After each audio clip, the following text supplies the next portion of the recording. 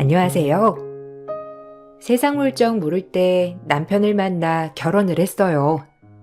그때 당시 제 주변 사람들은 한참 일을 할 때였고, 전 그대로 다른 지역으로 시집을 가서 친구도 일자리도 마땅치 않았어요. 그래서 어린 나이에 아이를 낳았고, 그저 아이만 바라보며 살았는데, 하필 결혼했을 때 시아버지가 병환으로 쓰러지셔서 바쁜 식구들 대신 제가 시아버지 병간호를 했었고, 전 그게 싫지 않았죠. 오히려 이 집안의 가족 구성원이 된 것 같아 나름 보람찬 마음으로 시아버지를 돌봤고, 가족들도 저에게 고마워하였어요. 남편네 집은 동네에서 큰 공판장을 운영하고 있었고, 슈퍼가 굉장히 잘 되었기 때문에 굉장히 여유 있는 삶을 살 수 있었어요. 윤희 아빠는 윤희 엄마한테 진짜 잘해야 돼. 어디서 저렇게 어리고 예쁜 아가씨를 데리고 와? 일도 잘하지, 살림도 잘하지. 애도 똑부러지게 키우고 말이야. 하여튼 슈퍼집 아줌마가 제일 부러워. 아들 둘이 반듯해가지고. 그렇게 봐주시면요, 감사하죠. 맞아요. 아주머니 말씀처럼 저 진짜 결혼 잘했죠. 그렇게 봐주시니까 더 잘 살아야 할 것 같아요. 윤희 엄마 놓치지 마. 요즘 그런 처자 없어. 내가 아들 하나만 더 있었으면 윤희 엄마를 먼저 며느리로 삼는 건데 아까워. 동네가 워낙 작았던지라 옆집의 수저 개수까지 다 아는 사이들이었는데, 그래서 그런지 저에 대해서도 모든 주민들이 알고 계셨고, 정 많은 동네라며 생각하고 넘기게 되었죠. 하지만 동네 사람들이 절 좋게 봐주는 것처럼 시어머니는 절 좋게 보지 않았어요. 시아버지가 돌아가시기 전까지 병간호 할 때는 그저 예쁘고 착한 며느리였지만, 시아버지가 완쾌하시고 집에서 가만히 내조만 하는 절, 시어머니는 뭐가 그렇게 못마땅한지 어느 순간 차가워지기 시작하셨거든요. 그래서 헷갈리는 날들이 많았어요. 우리 아들이 늦장가라서 내가 뭐 이리저리 따지지 못하고 장가 보낸 거라지만 어쩜 맨몸만 달랑 오니? 사람들이 너 야무지다고 하는 거 그거 그냥 하는 소리야. 칭찬할 게 없으니까 그냥 야무지다고 애둘러 얘기하는 거라고. 그러니 착각 마라. 결혼해서 그래도 어머님 아버님 모시고 이렇게 도란도란 사는 게 정말 좋은데, 어머님도 절 좋게 봐주시면 안 될까요? 네가 나이 어린 거 말고 볼 게 뭐가 있냐? 친정도 그저 그런 친정에 솔직히 학벌도 고졸이라며. 근데 내가 널 어떻게 받아들이겠어? 이왕 결혼했으니 더 이상 말은 안 할 거지만 그냥 너는 우리 아들 말에 껌뻑 죽고 늘 맞추면서 살아. 그래야 네 도리인 거야. 니네 시아버지 병간호하고 그런 거 내가 모르는 건 아니긴 한데, 그거야 뭐 집에서 놀고 먹는데 다 할 수 있는 거 아니니? 그렇게 생각하신다면 참 아쉽네요. 그래도 어머님이랑 잘 지내고 싶은 마음은 늘 있거든요. 저에게 예전처럼 대해주세요. 어머님에겐 아들이 둘이 있었고, 그중 장남과 결혼한 저였어요. 그리고 시동생은 약대를 졸업해 약사여서 그런지 어머님은 아들들에 대해 굉장히 프라이드를 가지고 계신 분이었어요. 제 남편만 해도 홍익대 경영학과를 나왔고, 졸업 후 좋은 직장을 다니다 부모님의 가업을 물려받기 위해 이 동네로 내려온 것이었거든요. 시동생도 전문직이었기에 어머님은 그런 아들들을 눈에 넣어도 아프지 않아 했고, 그러니 고졸이고 아무것도 가진 게 없는 저를 어머님은 눈에 가시처럼 여겼던 거예요. 그리고 이듬해 시동생은 결혼을 하게 되었는데, 약사였기 때문에 같은 건물에서 일하는 한의사랑 눈이 맞아 결혼을 한 거죠. 동네 잔치를 벌여도 아주 모자라다니까. 아들은 약사, 며느리는 의사. 성공한 부부인 거지. 우리 큰애만 더 좋은 여자 만났으면 완벽한 결혼이었을 텐데. 근데 뭐 어떻게 내 만족대로 살아가겠어? 우리 며느리 앞으로 내가 정말 잘해줄게. 네, 어머님. 저도 어머님께 정말 잘하는 며느리가 될게요. 언제 한번 동네 분들이랑 침 맞으러 나오세요. 제가 침 놔드릴게요. 너 힘들지 않겠어? 그렇게만 해준다면 내가 면이 서지. 동네 사람들도 며느리 잘 얻었다고 한독소라고 어찌나 그러는지. 그럼 내가 평일에 날 잡아서 친한 아줌마들 데리고 갈게. 그 옆에 애들 날 얼마나 부러워할지 안 봐도 화나네. 제가 어머니 면 세워드리는 거야 당연한 일이죠. 어머님 저랑 친하게 잘 지내요. 제가 정말 잘해드릴 테니까요. 동서가 한의사였기 때문에 시어머니는 동네에서 아들들을 잘 키워냈다고 소문이 자자했었고 그에 더불어 며느리복까지 있다며 모두들 시어머니를 부러워했어요. 시어머니 또한 그 말을 들으며 참 행복해 하셨답니다. 하지만 아이를 어린이집에 보내려고 등원 차량을 기다리고 있을 때 아이 친구 엄마로부터 기분 나쁜 이야기를 듣게 되었고 참 많은 생각이 들면서 마음이 안 좋더라고요. 아니, 자기 괜찮아? 자기 시어머니 너무하시더라. 자기 같은 효부도 없는데 그렇게 둘째 며느리 자랑을 하고 다닌다면서? 자기 욕하고 다니는 거 너무한 거 아니야? 거기다가 둘째 며느리도 같이 합세해가지고 자기 엄청 까내렸다는데 괜찮은 거지? 네? 뭐 어떤 이야기를 했길래. 사실 제가 둔하기도 하고요. 그리고 어머님이 뭐 저한테 따로 화가 난 이야기실까요? 어머, 모르는구나. 내 입으로 말하기 좀 그런데. 글쎄 동네 아줌마들 다 끌고 그 자기 동서가 일하는 한의원 가가지고 그렇게 자기 욕을 했대. 둘째 며느리랑 너무 비교된다는 둥, 머리에 든 게 없다는 둥. 그리고 지금이라도 새로운 며느리 드리고 싶다고 하니까 둘째 며느리가 자기 동기 소개해주냐면서 그렇다더라고. 그래서 동네 아줌마들이 자기를 아니까 자기 같은 효부가 어딨냐고 한 소리 했나 봐. 그러니까 옆에 애들이 공짜침 받으면서 쉰소리 한다고 면박을 엄청 줬다잖아. 내가 이거 우리 엄마한테 듣고 진짜 기가 막혀서 자기한테 바로 얘기하는 거야. 자기 마음이 오죽할까 싶어서. 괜찮은 거지? 뭐 한의사 동서랑 저랑 차이는 나겠죠. 근데 저도 이런 얘기 처음 들어서 정말 당황스럽네요. 저한테 무슨 뜻으로 얘기해 주셨는지 알아서 감사드려요. 근데 진짜 제가 창피하거든요. 죄송해요. 시간도 늦었고 저 먼저 가볼게요. 얼굴이 화끈거려서 그 자리에 더욱이 있을 수가 없더라고요. 그날 집에 와 소주 한 잔을 기울이며 혼자 울고 있었고 남편이 퇴근 후 제 눈물에 놀라 자초지정을 물었어요. 그리고 제 이야기를 들은 남편은 그 자리에서 즉시 어머니에게 따지러 갔어요. 이 사람이 그래도 이 집에 시집와서 명절에 군소리 안 하고 음식이며 대소사며 다 지내고 아버지 병시 중에 뭐가 모자라다고 그러시는지 이해가 안 가네요. 동네 사람들한테 부끄러운 줄 모르고 그게 얼마나 창피한 일인 줄 아세요? 진짜 실망이에요. 너 지금 걔 말 듣고 와서 나한테 따지는 거니? 아니 내가 틀린 말 한 것도 아니고 너 왜 이렇게 소란을 피우는 건데? 맞는 말 했잖아. 둘째 내랑 비교돼도 한참을 비교됐는데 내가 넋두리도 못하냐? 그리고 네 동서도 애초에 급이 맞는 사람을 형님으로 모시고 싶겠지. 어디 고졸 나부랭이를 형님으로 모시고 싶겠어? 한의대가 얼마나 대단한 곳인데 너 너무 오버야.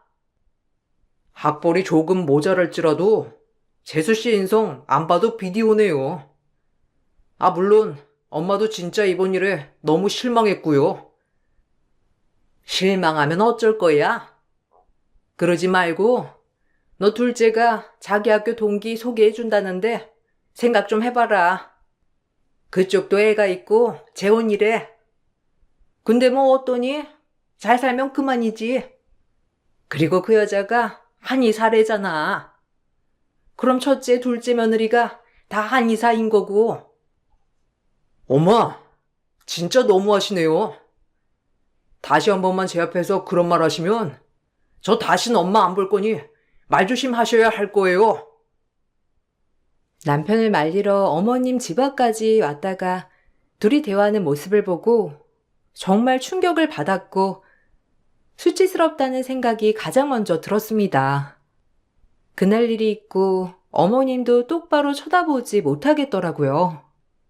그리고 더더욱 기가 막힌 건 이 이야기를 동서에게 모두 다 전달했는지 동서는 저를 겨냥하듯 막말을 일삼기 시작했고 그 모습을 견딜 수가 없었던 때였어요. 형님, 진짜 웃기더라고요. 그걸 남편한테 쪼르르 이르는 모양새가 아주 의존적이면서 현대 여성이라면 절대 할 수 없는 제스처였어요. 이래서 고등교육밖에 못 배웠다는 말이 나온 것 같고요. 어디 수준 떨어져서 형님 대접 해드릴 수 있겠나요? 내버려 둬라. 이 말도 또 가서 쪼르르 이를라. 이래서 애가 많이 배워야 하는 거야. 하는 짓이 영 수준 떨어지잖니. 내가 그때 뭘 몰라서 제 며느리로 맞아들였는데 아마 내가 너 먼저 며느리로 맞았으면 그에 맞는 급으로 맞았을 거야. 그러게요. 솔직히 아주버님 정도 스펙이면 진짜 의사도 만날 수 있죠. 집도 잘 살겠다. 뭐 딸릴 급인가요? 게다가 이런 큰 공판장까지 물려받으신다면 제 친구들이 줄을 쓸걸요? 저도 어디 가서 형님 얘기를 못 하잖아요. 쪽이 다 팔려서요. 그렇겠지. 너 같은 한의사가 고졸 형님 받들어 모신다고 하면 다들 놀래 자빠질걸? 내가 너한테 미안하지 뭐. 진짜 너무하시네요. 둘이서 죽이 척척. 그러는 어머님은 대학 나오셨어요? 그리고 동서는 얼마나 잘났다고 사람을 그렇게 면전에서 무시해? 나 대학만 안 나왔지? 내가 보기엔 두 분보다 제가 더 정상인 것 같은 느낌이 드는 건 왜죠? 정상이라니? 고졸 주제에 어디서 저런 말을 함부로 하는지. 주변에 고졸밖에 없어서 사태 파악이 잘 안 되시나 봐요. 하긴 자아도취에 빠지면 답도 없다잖아요. 뭐 이해해요. 본인이 그렇게 잘났다는데 주변 사람 말이 귀에 들리겠어요? 그렇게 시어머니와 동서에게 모욕을 당했고 너무 분해서 잠이 안 왔지만 둘이서 작정하고 덤벼대니 제가 아무리 발악을 하더라도 이겨내기란 쉽지 않았습니다. 그러던 중 동서는 페이닥터 일을 더 이상 못하겠다며 개원 얘기를 꺼냈고 약사로 돈을 많이 벌고 있던 시동생은 기꺼이 동서의 개원을 도와주겠다고 했어요. 하지만 염치 없게 남편에게도 도와달라고 말을 하였습니다. 약사였어도 집안의 사업을 이어받아 꾸리고 있는 남편의 벌이가 꽤 컸었거든요. 그래서 당연하게 돈을 요구하였지만 남편은 시동생과 동서의 행동을 탐탁치 않게 여겼던 터라 그 말 자체를 불쾌하게 여겼어요. 저 역시 듣고 제정신인가 싶더라고요. 니네가 무슨 염치가 있어서 나한테 도와달라는 말을 하는지 모르겠다. 재수씨가 내 와이프 그렇게 비방한 거 내가 다 알고 있는데 어떻게 나한테 돈을 해달라고 해? 난 그렇게 못하니까 딴 데 가서 알아봐. 너한텐 미안하다만 안 될 것 같다. 아니, 형. 그래도 가족끼리 좀 너무하지 않아? 내가 그 문제는 주의 줄게. 그리고 솔직히 내 와이프는 형이 아까우니까 그렇게 말했던 것 같은데, 그걸 가지고 형까지 뭐라고 하니까 좀 이상하다. 있는 사실을 얘기한 거니까 너무 기분 나빠하지 마. 아직까지 뭘 잘못한 줄 모르는구나. 내 동생 그래도 엄청 개념 있는 줄 알았는데 내 생각이랑 정말 다르잖아. 이게 그럴 일이야? 막말로 그냥 형이 아깝다고 동생으로서 얘기한 거고 내 와이프도 그렇게 얘기한 건데 심각해지네. 서방님, 진짜 좋아했는데 이건 아니죠. 절 그동안 그렇게 속으로 생각했다는 게 진짜 어이도 없고 화도 나네요. 꼭 뒤통수 맞은 것 같아요. 동서야 원래가 어머님이랑 같이 절 욕하는 거에 행복하니까 상대할 가치가 없지만 서방님도 그렇군요. 그냥 돌아가라. 그리고 돈은 못 해주니까 나한테 기대할 생각 말고. 여자 하나 잘못 들어와서 형제가 이렇게 갈라지네. 결국엔 본전도 못 찾고 돌아간 시동생이었고 전 남편 가족에게 철저히 배신감을 느끼게 되었어요. 시동생이 결혼 전 저에게 늘 감사하다고 했던 사람이었기 때문에 시동생까지 저렇게 나올 줄은 꿈에도 몰랐거든요. 남편 말고는 이 집안에서 믿을 사람은 아무도 없다는 걸 깨달았고 시아버지야 워낙 몸이 좋지 않으니 발언권 따윈 없었죠. 중간에서 동서는 저희가 돈을 해주지 않았다는 얘기를 듣고 시어머니와 또다시 한통속이 돼서 마음먹고 작정하듯이 저를 공격하더라고요.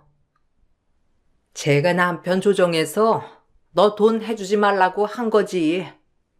우리 수루가 어디 그럴래냐?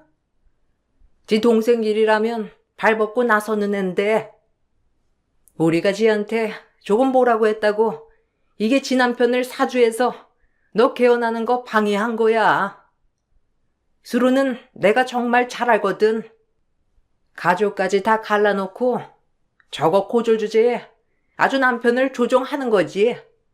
지 남편이 대졸에 좋은 직장까지 다녔던 앤데 에휴 한심해라. 그러게요. 제가 대졸 한의사에 연봉도 높고 지위가 있으니 더 잘 되는 꼴을 보지 못하는 형님이겠죠. 사람이 마음을 곱게 써야지. 저러니 고졸 핫바리밖에 더 돼요. 됐어요. 저도 저런 더러운 돈 안 받을라니까. 어머님, 개의치 마세요.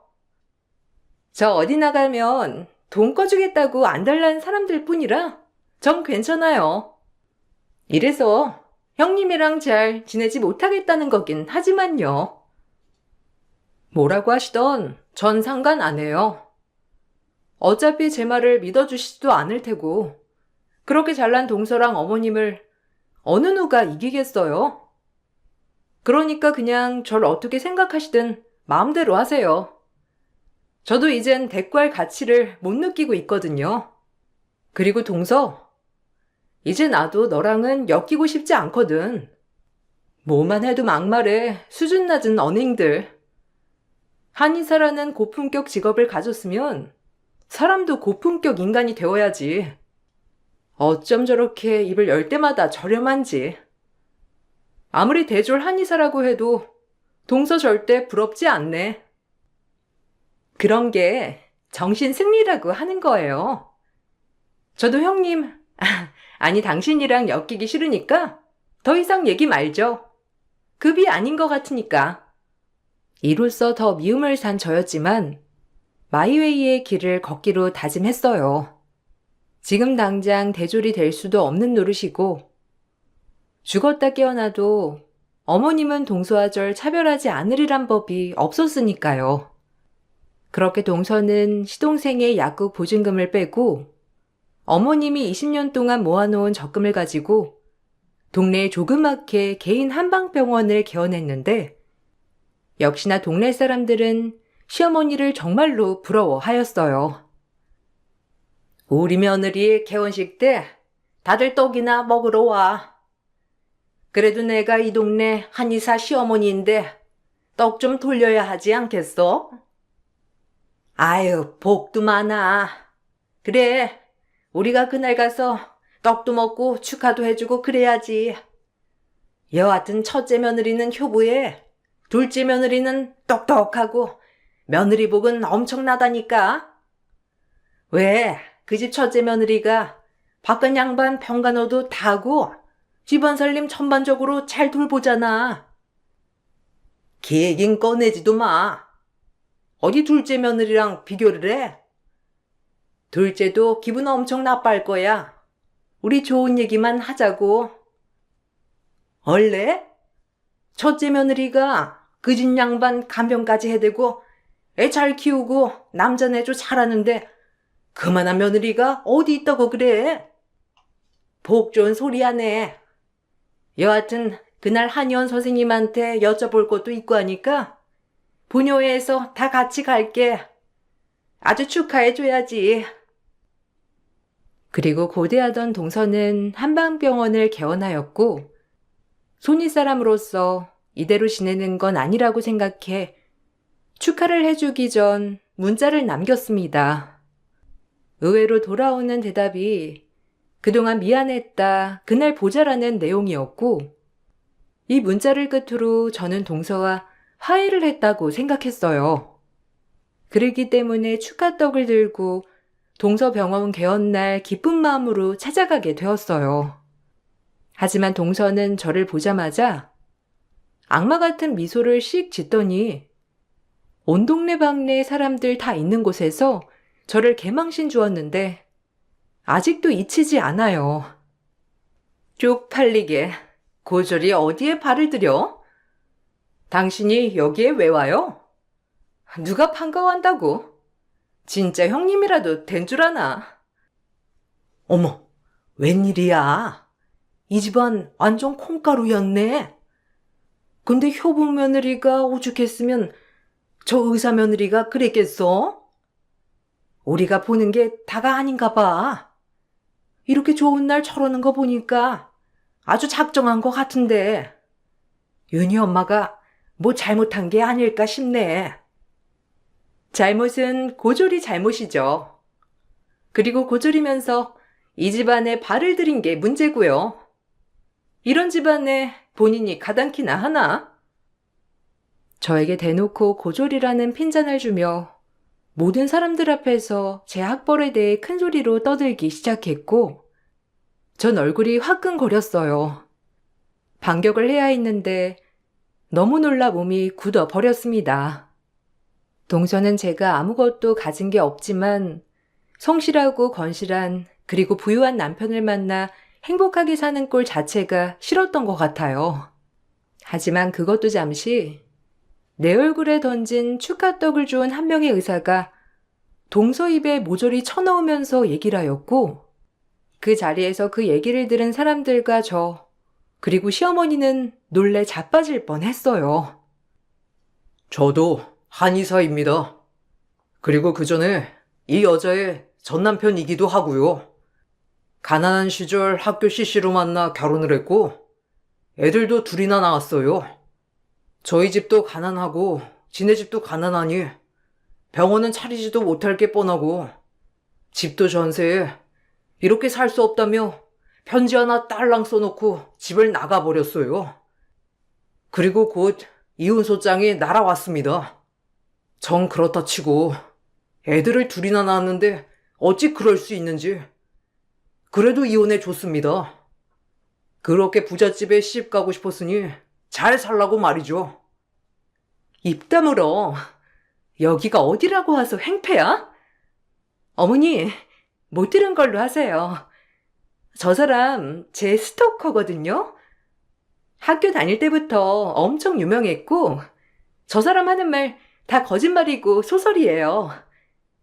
그러니까 개의치 않으셔도 되고요. 돌아가셔서 기다리시면 다 설명드릴게요. 아니, 들어야겠다. 그래요. 어디 한번 말해봐요. 소설인지 진짜인지는 들어보면 알겠지. 그리고 그 다음은요? 그런데 지인들을 통해 듣게 된 얘기는 아주머니의 자녀분과 한참 전부터 교제를 시작했고 그 이후에 저한테 이혼을 요구한 거더군요. 뻔히 잘 사는 집 아들이니 개원도 시켜줄 거고 이 집에서 그렇게 본인을 대우해 준다고 했더나 뭐라나. 그래놓고 이대로 살 수 없다. 본인이 성공하면 돌아온다는 그런 소설 편지를 쓰고 애들을 잘 부탁한다고 편지 쓴 건 뭐죠? 그리고 애들을 내팽개치고 새 인생을 살게 된 거라고요, 저 여자. 그런데 자기를 돌아보지 못할 망정 사람을 학벌로 따져대? 도저히 저 위선에 못 참겠어서 제가 실례 좀 범했습니다. 그리고 우리 불쌍한 애들이 무슨 죄랍니까? 지 엄마도 못 보고. 너 학교 다닐 때부터 사이코인 건 알았지만 이 정도로 정신병자인 줄 몰랐다 정말. 여러분들 다 소설이니 믿지 말아주세요. 아니 그렇게 의사 며느리라고 자랑을 하더니 저런 과거가 있을 줄이야. 아이고 저 아줌마 꼴 좋다. 아주 효부 며느리 쥐잡듯 짰더니 저렇게 뒤통수 맞을 줄 누가 알았냐고. 아유 세상에나. 개원식에 전 남편이 들이닥쳐서 과거를 까발릴 줄이야. 그 의사란 남자의 말에 동서는 소리를 지르며 아니라고 했지만 시어머니의 눈을 속일 수 없었고 그 길로 시어머니는 등본까지 떼가며 체크했어요. 역시나 그 남자의 말들이 다 사실이었고 시어머니는 그 길로 바로 알아놓으셨습니다. 그리고 온 동네방네 이 소문은 퍼져나가게 되었는데 워낙 작은 동네이기도 했고 시어머니네 집 자체가 지역 유지나 다름없었기 때문에 사람들의 입방아에 오르내리기론 충분했어요. 그리고 시동생 또한 충격을 받고 동서에게 소송을 걸어 인생 끝장 내주겠다고 압박을 하더라고요. 그 모습을 제3자인 제가 보니 이런 말하긴 그렇지만 속이 사이다 마신 기분이었습니다. 진짜 대단하다. 한의사라고 그렇게 뻗대고 날 무시하더니 애둘 딸린 이혼녀에 남자를 돈으로 보고 네 인생을 피려고 해? 충분히 그 정도 스펙이면 자수성가할 만도 한데 사람 욕심이 끝도 없지. 당신 같은 인간들 때문에 이 사회에 악들이 존재하는 거야. 너 같은 고졸한테 이래라 저래라 잔소리 듣고 싶지 않거든? 일단 어머님한테 사죄부터 해야 하니 비켜줄래? 그리고 내가 지금은 이렇게 소송이 걸리고 어머님이 날 보기 싫어하지만 난 너보다 훨씬 낫다는 사람인 것만 알아둬. 이런 나이에 아무것도 없이 그저 남편 하나 잘 만나서 이렇게 여유 있게 사는 거 네 능력 같지? 웃기지 마. 넌 그냥 할 줄 아는 것도 없고 고졸에 애나 키우는 밥순이 그 자체니까. 지금 내 상황 보고 비웃지 말라고. 내가 애 딸린 이혼녀여도 너보단 낫거든? 아직도 고졸 타령이네 이게. 넌 오늘 내가 그 똥만찬 머릿속 좀 변화시켜줘야겠다.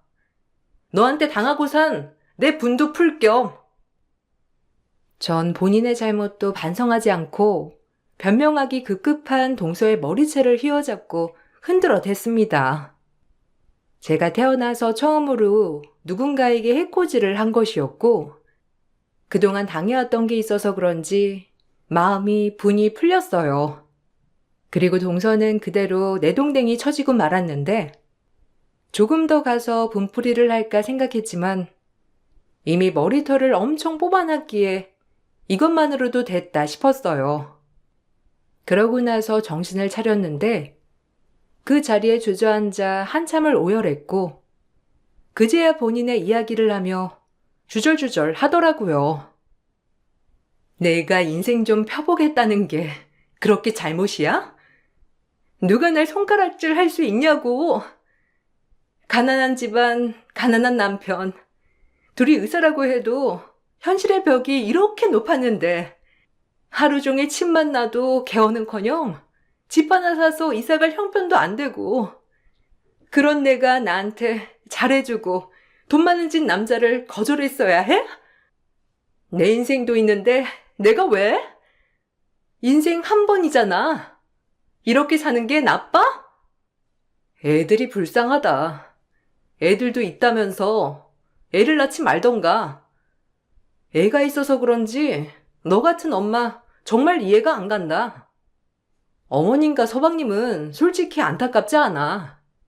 학벌만 보고 그렇게 당신을 추앙했으니 자기 팔자를 자기가 볶은 거지 뭐. 고졸이지만 당신보다 훨씬 모든 면에서 낫다고 생각하니까 충고 하나 할게. 인생 그따위로 살지 마. 정말 버러지 같으니까. 그리고 어떻게 보면 애들이 그런 꼴 안 보고 진작 엄마랑 손절 쳐서 다행이라고 생각한다. 애들이 뭘 보고 배우겠니?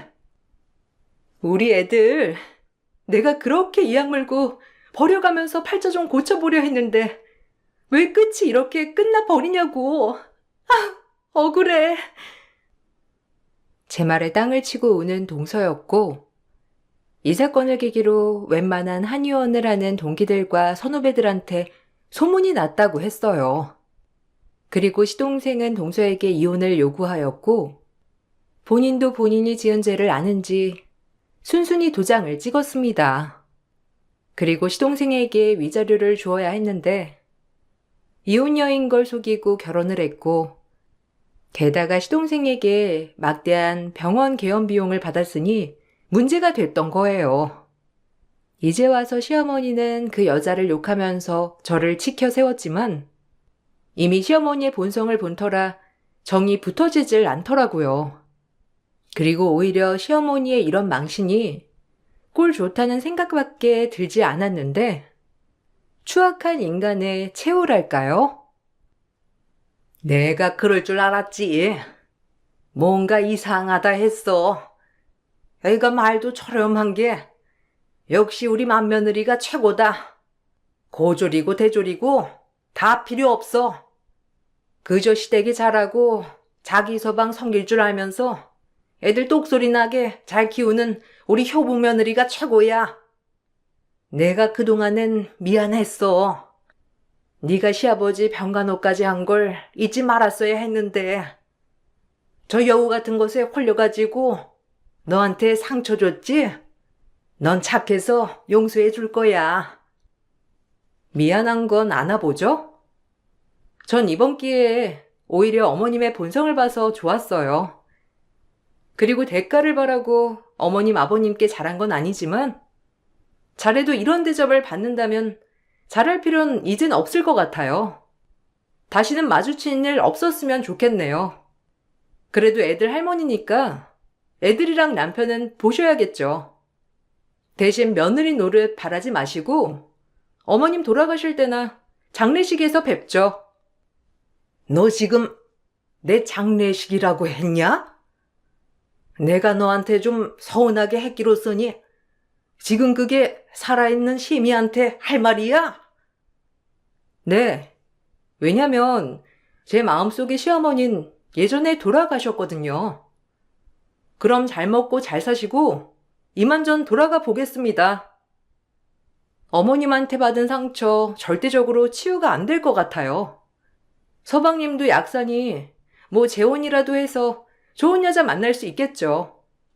제 남편도 재혼하라고 부추긴 마당에 애 없는 시동생 어머님이 원하는 대졸 며느리 다시 보시면 되겠어요. 그럼 또 절 내치실 게 분명하니 제가 어머님 버리는 거예요. 그러니까 다른 며느리 보셔서 천년만년 그 행복 유지하셨으면 좋겠네요. 생각보다 더한 막말을 하고 싶었지만 남편의 어머니기에 참았고 그래도 사랑하는 남편을 낳아주신 분이니 이쯤 됐다 싶더라고요. 남편도 그런 제 선택을 존중하고 응원해 주었고 남편에게 듣기론 시동생은 동서에게 들어간 병원 투자 비용을 받아내지 못해 소송 중에 있다고 했어요. 시어머니도 천벌을 받을 것이라며 동서가 취직하는 병원마다 찾아가서 물을 끼얹고 진료를 하지 못하게 한답니다. 그리고 동서는 이 일이 터지고 전 남편과 아이들에게 돌아가고 싶어 했지만 본인들을 버리고 새 인생을 살겠다고 떠난 전부인을 받아줄리는 만무했어요. 그렇게 동서는 모두에게 버림을 받고 마는 최후를 맞이했어요. 그리고 우연히 침치료를 갔다가 동서의 전 남편을 만나게 되었고, 전 그때 있었던 일에 대해서 고맙다고 인사를 하였습니다. 그래도 그때 선생님 아니었으면 동서의 민낯도 밝혀질 리 없었을 테고, 저 역시 지금도 시어머니와 동서에게 당하고 있었겠죠. 고맙습니다. 그리고 선생님도 하루빨리 마음의 치유를 하셨으면 좋겠어요. 누가 뭐래도 애들 아빠이니 힘내시고 사셔야죠. 그냥 아이들 엄마의 행복을 빌어주려고 했는데, 저와 혼인기간 중에 자식까지 버리고 외도를 저지른 것에 대해 얼마나 화가 나던지. 솔직히 그 남편에게도 위자료를 청구하고 싶었지만, 들어보니까 아예 몰랐던 것 같더라고요. 애들 엄마가 작정하고 속이는데 안 넘어갈 수 없었겠죠. 애들을 위해서라도 전 열심히 살 거고, 애들 엄마 절대 용서하지 않을 겁니다. 저를 떠나서 애들을 버렸으니까요. 네, 이해해요. 그 여자도 참 간이 크네요. 이렇게 한 동네 병원에서 일하고 있는데 개원할 생각을 하다니 정말 뻔뻔해요. 애 엄마랑 그렇게 되고, 사실 일 안 한 지 오래됐거든요. 한간의 소문이 제가 한의원을 하지 않는다는 말이 있어서 아마 병원을 개원했나 보더라고요. 하여튼 제 짓고는 못 사는 세상입니다. 그래도 제 덕분에 좀 나아지셨다니 저도 다행이네요. 그렇게 짧은 대화를 마치고 나왔고 많은 생각을 하게 됐는데 돈이 뭔지 이렇게 사람을 나쁘게 만들어 놓을 수 있는지 싶었거든요. 그리고 동네에서 부러움의 대상이었던 시어머니의 평판은 학벌로 며느리들을 저울질한 나쁜 시어머니라고 소문이 났어요. 내가 저 양반 저렇게 될 줄 알았지. 그렇게 효부 며느리를 두고 한의사 며느리 뒀다고 자랑을 하더니 뒤통수 제대로 맞았잖아. 내가 윤희 엄마 불쌍해서 얼마나 안타까웠는데 그래도 꼴 좋다. 아들 농사 잘 지었다고 고개 빳빳이 들고 다니더니. 그러니까 효부 며느리 내치고 큰아들도 새장가 보내려고 했다던데. 아니 사람이 돼가지고 어떻게 그래? 그런데도 저렇게 당당한 거 봐. 이제 어느 며느리가 저 집안 꼴을 보겠어? 세상이 어떤 세상인데 다 돌려받는 거야. 아유 소름 끼쳐라. 인간이 그래도 인간돌이는 해야지. 그래도 윤희 엄마가 그동안 서름 다 토해내고 손절했대. 어머, 너무 잘했다. 그래야지. 윤희 엄마 같은 사람이 어디 있다고? 그 착한 사람이 화나니 저렇게 편한 거야. 잘 됐네 아주.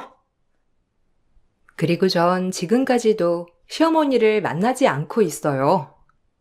그 일이 있은 후 분가를 했고 명절이나 생신 때면 남편과 아이들만 방문하거든요. 시아버지 또한 시어머니를 매일같이 원망하며 핀잔을 주고 있다고 했습니다. 착한 며느리 단단히 뿔나게 했다며 싹싹 가서 빌라고 말이죠. 하지만 시간도 지났고 전 지금 이대로가 너무 편안해 따로 사과를 받고 싶지도 만나고 싶지도 않은 게 제 마음이에요. 이 글을 쓰다 보니 욕심을 쫓은 여자들의 최후 같아서 웃기기도 합니다. 서러움 받던 시절을 지나 지금은 남편과 아이들과 행복해진 제 모습이 너무 좋아요. 누구에게 보이는 삶이 아닌 그저 제 자체가 행복을 많이 느끼고 있거든요. 여러분들도 부디 남에게 보이는 시선이 아닌 내 자체로 행복해지는 사람이 되길 바라볼게요. 감사합니다. 올 한 해 행복하고 건강하게 보내시길 소망할게요. 안녕하세요. 저는 용인에 살고 있는 40대 초반 여자입니다. 얼마 전에 해외 파견을 1년간 떠나게 된 남편을 배웅해주고 집으로 돌아오는데 시모가 살던 집 앞을 스쳐 지나가면서 시모가 저에게 했었던 충격적인 일들이 떠올라 집에 들어오자마자 사연을 신청하게 되었습니다. 현재 저희 부부가 겪은 상황에 대해 어떻게 받아들여야 할지 모르겠어요. 시모가 너무 급격하게 변해버렸거든요. 시댁 집안의 며느리로 들어와 살게 된 지 10년의 세월이 흐르는 동안 큰 문제는 없었어요. 시모는 저희 엄마처럼 저를 친딸처럼 대해주셨고 행복한 며느리로 살아왔었죠. 제가 남편과 결혼했을 당시 시모 곁에는 시부가 계시지 않았었어요. 예전에 먼저 세상을 떠나셔서 남편이 집안의 가장 역할을 해왔었죠.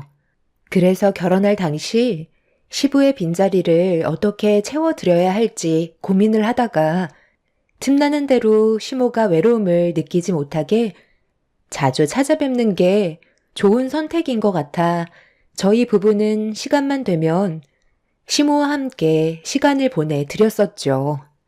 그렇게 살아온 세월이 10년이었고 제가 시모에게 신경을 쓰는 만큼 저에게도 정말 잘해 주셨어요.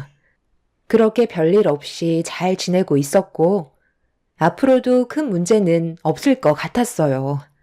하지만 저희 부부에게 생각지도 못한 일들이 조금씩 나타나기 시작하더니 시모는 10년 동안 저에게 한 번도 보여준 적 없었던 모습으로 저를 당황스럽게 만들었습니다. 이상하다는 느낌을 받았던 건 매달 월초에 시모에게 한 달 생활비를 드리는데 다 쓰시지 못하고 항상 남은 용돈을 저축하셨어요.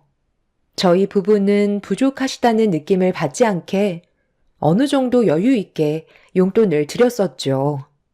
그런데 어느 날 시모가 아침 일찍 저희 집에 잠깐 들리시겠다고 하시길래 아침 식사를 하러 오시는 줄 알고 음식 준비를 한 다음 기다리고 있었죠. 그렇게 잠시 뒤 시모가 저희 집에 도착을 하셨는지 초인종을 누르시길래 서둘러 문을 열어드리면서 아침 인사를 드렸는데 들어오시지 않고 손을 내밀으셨어요.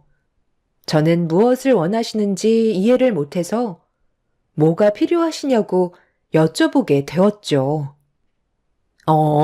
아침 식사는 필요 없고, 나 돈 좀 줄 수 있니? 오늘은 한 50만 원만 주면 될 것 같은데. 내가 급하게 돈을 좀 쓸 때가 있거든. 자세하게 물어보지는 말고. 네? 50만 원이요? 어디에 사용하시는지 제가 알면 안 되는 거예요? 그이한테도 설명을 해줘야 되는데 어머님이 나중에 말씀하시겠어요? 그래, 내가 나중에 아들한테 얘기할 테니까 조금만 서둘러주면 좋을 것 같은데. 약속에 늦으면 안 되거든. 다른 사람들은 벌써 다 준비가 끝났다. 시모가 하시는 말을 대충 들어보니 어떤 모임에 참석한 것 같아 보였어요. 연세가 들수록 사람들과 섞이고 싶어 한다는 말을 어디에서 들은 적이 있어서 시모도 동호회 같은 곳에 가입을 하신 듯 보였습니다. 지갑을 확인해 보니 딱 50만 원이 현금으로 있더라고요. 그래서 시모에게 현금을 꺼내 드렸고 시모는 제 손에 들고 있던 50만 원의 현금을 급하게 가져가셨어요. 뒤도 안 돌아보고 뛰어가시는 모습을 보는데 얼굴에 생기가 가득해 보였습니다. 저희 부부는 돈을 함께 관리하기 때문에 어디에 사용했는지 모든 걸 공유하고 있어야 돼서 퇴근하고 들어온 남편에게 시모가 아침에 찾아오셔서 돈이 필요하다길래 50만 원을 드렸다며 상황을 설명해 주었죠. 혼자 지내시는 게 적적하시고 외로우셨는지 모임에 가입하신 것 같다고 얘기하자 좋게 받아들이면서 남편은 시모에게 전화를 걸어 한참 동안 대화를 나눈 뒤 저에게 설명을 해주었고 일반 모임이라는 걸 알 수 있었습니다. 그때까지만 해도 저희 부부에게 엄청난 일들이 펼쳐질 거라곤 상상도 못했었죠. 며칠 뒤 시모가 다시 한번 아침 일찍 저희 집에 찾아오시더니 또다시 현금을 요구하셨습니다. 이미 며칠 전에 50만 원을 들여서 당장 현금이 없었던 상황이라 은행을 가야 한다고 말씀드리면서 50만 원 드린 용돈은 벌써 다 사용하셨냐고 여쭤보자 충격적인 말을 꺼내셨습니다. 그날 50만 원 한 번에 다 사용했지. 남들은 훨씬 더 많이 가져왔는데 나는 첫날이라 그 정도만 가지고 갔던 거다. 제대로 놀려면 한 돈백 정도는 있어야 할 것 같은데 지금 가지고 있는 현금이 없으면 서둘러 은행으로 가자. 약속 시간 전에 도착하려면 서둘러 움직여야 된다. 그렇게 해줄 수 있지? 네? 100만 원이요? 50만 원 드린 지도 며칠밖에 안 지났는데 이번에는 100만 원이 필요하시다고요? 그럼 100만 원을 오늘 하루 다 사용하시는 거예요? 당연하지. 버스 늦기 전에 타야 된다니까. 아들한테는 내가 전화해서 설명하면 되니까. 일단 은행부터 가는 걸로 하자. 이러다 정말 늦겠다. 시모는 저에게 또다시 돈을 요구하셨고 당황스러워하는 저를 보며 재촉하시면서 팔을 잡아 끄셨습니다. 돈을 드리는 건 문제가 안 되지만 어떤 모임이고 하루에 100만 원을 사용할 만큼 가치가 있는 건지 제가 알아야 했어요. 그래서 저를 잡아 끄는 시모의 팔을 뿌리치며 제대로 된 설명을 듣고 싶다고 말씀드렸습니다. 너, 갑자기 이게 무슨 태도니? 시간 없다고 얘기했는데 은행에 가지 않을 거야? 이러다 버스 놓치면 네가 책임질 거야? 빨리 나가자니까. 잠시만요. 어머님이 모임에 가입하시는 건 좋지만 며칠 전에 50만 원 드렸는데 이번에는 100만 원이나 달라고 하시는 게 정상적인 모임은 아닌 것 같아 제가 좀 알아봐야 할 것 같아요. 그 모임이 도대체 어떤 목적을 가지고 사람들이 모이는 거예요? 정확하게 설명을 해 주시고 제가 납득이 돼야 돈을 드릴 수 있을 것 같아요. 어머님이 즐겁게 모임에 참석하시는 것까지는 좋지만 어느 모임이든지 그렇게 많은 돈을 그날 하루에 다 사용하지는 않아요. 보통 회비는 많아야 10만 원 안쪽으로 해결할 수 있는데 지금 어머님이 가입하신 모임은 100만 원 이상도 쓰신다는 거잖아요. 정상적인 모임이 아니면 돈을 드리기에는 많이 힘들 것 같아요. 그래서 지금 주지 않겠다는 거야? 내가 언제 이렇게까지 요구했던 적이 있니? 그럼 다음 달 용돈 미리 당겨서 좀 쓰자. 미리 받는 건 되는 거잖아. 아니요. 그렇게도 해드릴 수 없어요. 일단 어떤 모임인지 제가 정확하게 파악하고 제 기준으로 정상적인 모임이면 그때 100만 원 드리도록 할 테니 설명해 주세요. 내가 왜 그런 것까지 일일이 입 아프게 설명을 해줘야 되는 건데. 그냥 놀고 먹고 즐기는데 돈 걱정 없이 사용하려고 돈 좀 달라는 게 뭐가 문제야? 일반 등산 모임이니까 대충 그렇게만 알고 빨리 은행 가자니까. 내 옷을 보면 되잖아. 등산복 입고 산에 가지 물에 가겠니? 아침부터 얼굴 붉히게 만들 거야? 죄송하지만 그런 단순한 이유로는 돈을 드릴 수 없어요. 일단 그이한테 먼저 전화할 테니 통화 한번 해보세요. 저 혼자 결정할 수 있는 문제가 아니라서요. 됐다. 너 때문에 기분 잡쳐서 오늘은 안 갈란다.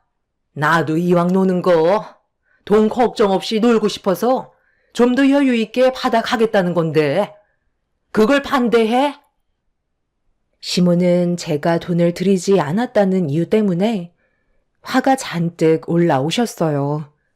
남편과 결혼 생활하면서 시모가 저에게 얼굴을 붉힌 적은 단 한 번도 없었는데 그날은 저에게 상처되는 말까지 거침없이 뱉으셨어요. 처음 보는 시모의 행동들이 저를 당황스럽게 만들었고 집으로 돌아가시는 모습을 보면서 걱정이 많아졌어요. 이런 적이 단 한 번도 없었기 때문에 어떻게 대처를 해야 될지 몰라 걱정이 많았었죠. 그렇게 기분이 좋지 않은 상태로 아이를 학교에 보낸 뒤 출근하면서 아침부터 시모에게 제가 너무 했는지 다시 생각을 해봤지만 이건 상식에 벗어나는 일이라 납득을 할 수가 없었어요. 혼자서 오만 가지 생각을 하며 회사에 출근해 일을 하다가 점심시간 때 남편한테 전화를 해서 아침에 있었던 일들에 대해 설명했어요. 예상했던 대로 제가 이상한 게 아니었죠. 남편도 처음에 50만 원 정도야 충분히 이해를 했었지만 그걸 하루에 다 쓰셨을 거라곤 생각조차 못했었는데 며칠 전에 드린 돈을 다 쓰고 100만 원을 또 달라는 건 문제가 있는 거라며 퇴근 후 시댁에 찾아가 왜 돈이 필요한 건지 진지하게 대화를 나눠봐야 할 것 같다는 남편의 말을 들을 수 있었습니다. 그렇게 저희 부부는 퇴근 후 학원 일정을 끝내고 나온 아이를 차에 태운 뒤 시댁으로 향하게 되었습니다. 시모는 저희를 달가운 표정으로 바라봐 주시지 않았어요. 그냥 집에 들어갈 것이지.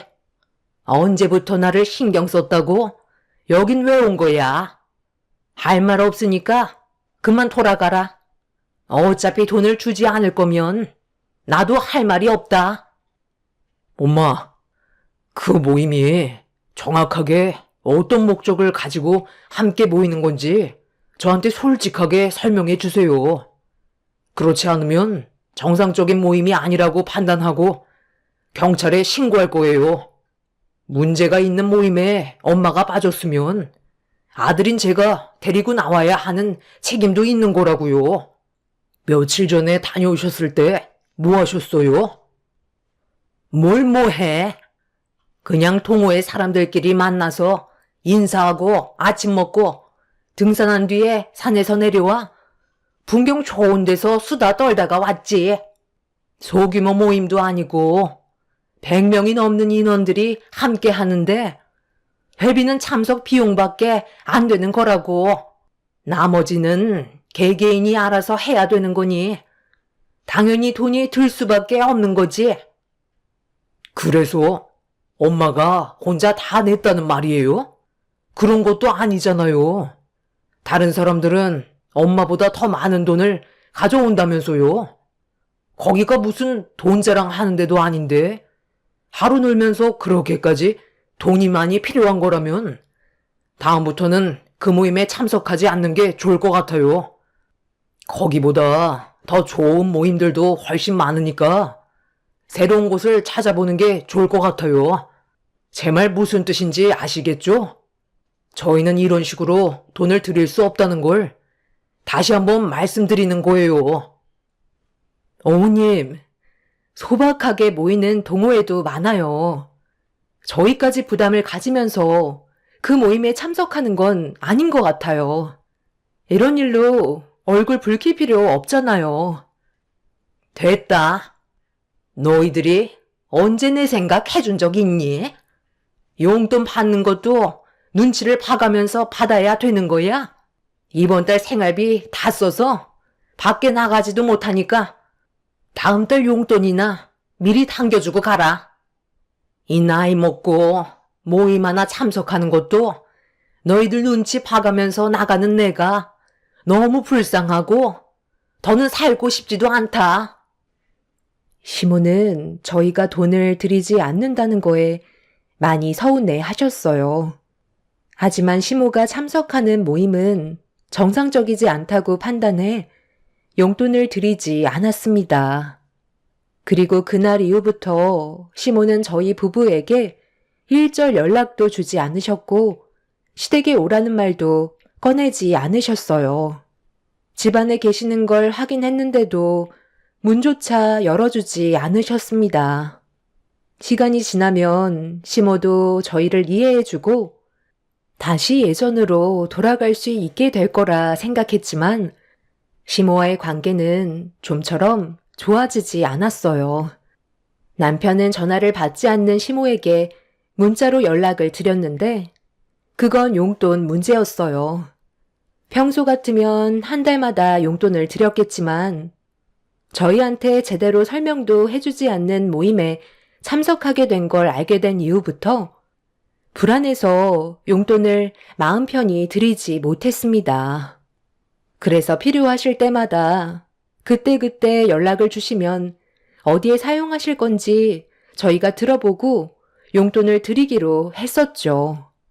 모임에 들어가는 돈만 아니면 그게 신경 쓰지 않겠다는 문자였어요. 그런데 시모가 남편이 보낸 문자를 확인하셨는지 곧장 저에게 전화가 왔어요.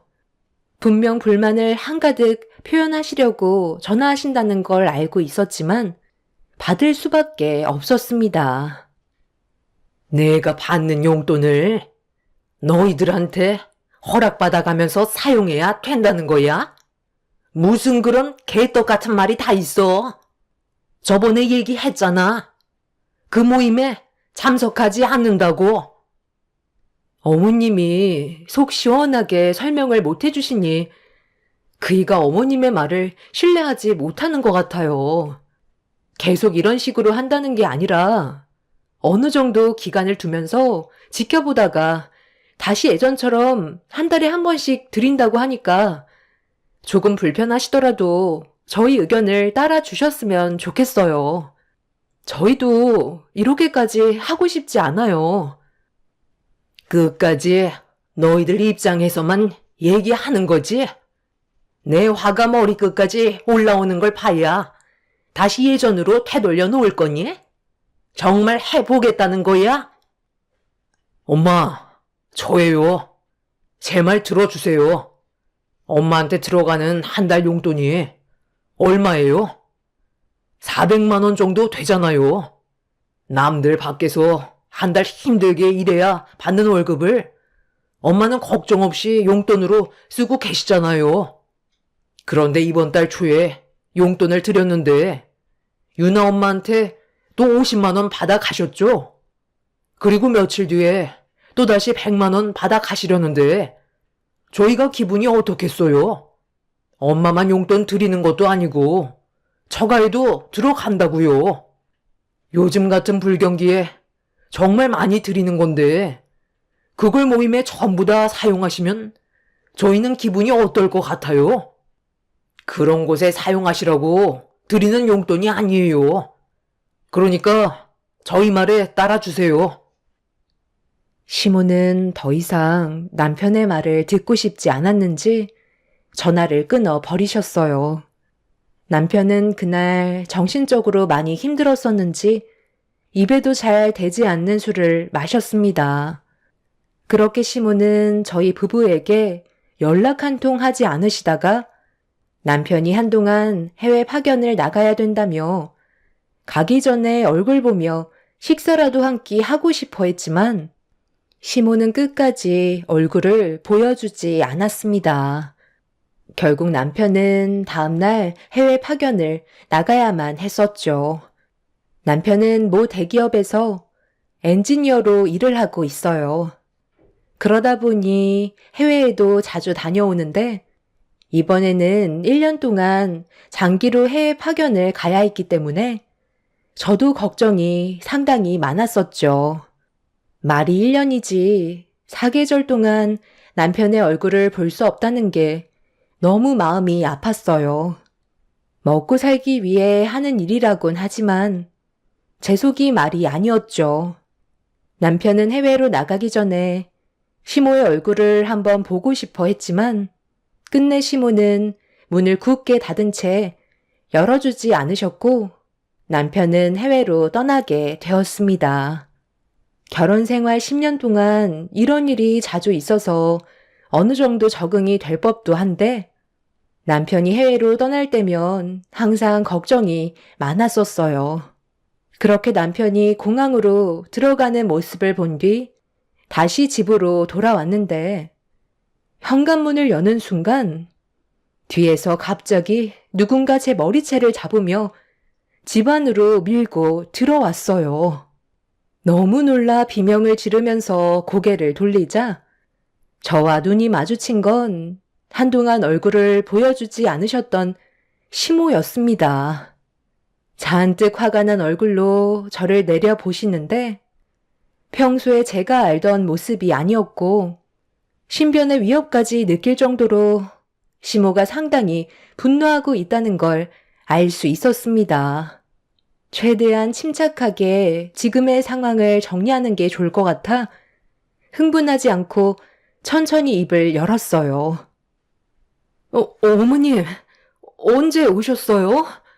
미리 연락이라도 주셨으면 밖에서 기다리시지도 않으셨을 텐데 너무 오래 기다리셔서 화가 나신 거예요? 그이는 벌써 해외로 떠났어요.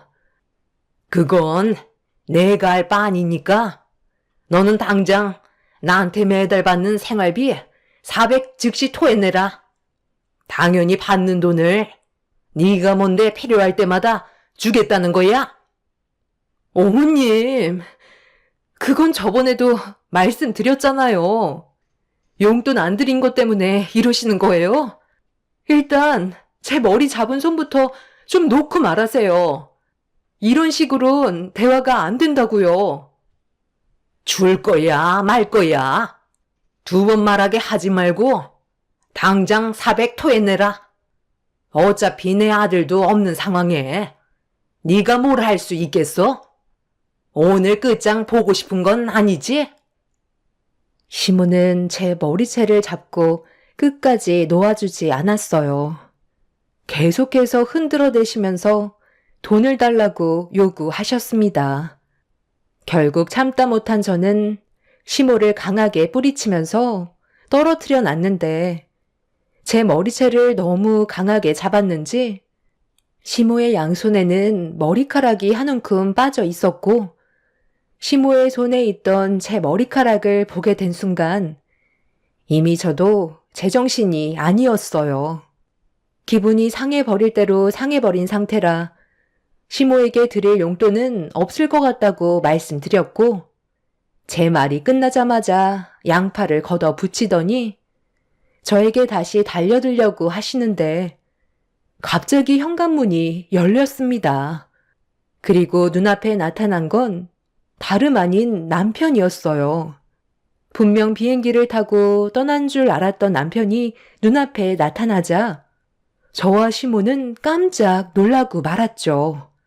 남편은 화가 머리끝까지 올라왔는지 개분옥이라는 시모의 이름을 소리치며 부르면서 거침없이 걸어왔어요. 그리고 남편이 꺼내든 서류 봉투를 뒤집는 순간 저는 바닥에 떨어진 사진을 보고 경악을 하고 말았습니다. 충격적이게도 시모는 상상 이상의 모임에 속해 있었어요. 단순 동호회인 줄 알았는데 그건 저희들의 착각이었고 이상한 단체에 빠져 매달 그곳에 돈을 바치고 있던 거였죠. 시모는 사색이 된 얼굴로 분노한 남편의 얼굴을 회피하고 있었지만 이미 모든 사실이 밝혀진 상태라 시모도 더 이상 숨기지 못하자 한마디 꺼내셨습니다. 내 마음이 편하면 그걸로 된 거 아니야? 앞으로 얼마나 더 산다고? 내가 원하는 걸 하고 싶다는 건데 이렇게까지 나를 막아서야 되겠니? 이것 때문에 그동안 계속해서 용돈을 올려달라고 했던 거였어요? 저한테 저축 잘하고 있다면서요. 저희가 급하게 돈이 필요할지도 모를 상황을 대비해 모아두셨다면서요. 그런데 엄마한테 지금 남은 재산이 뭐가 있는데요?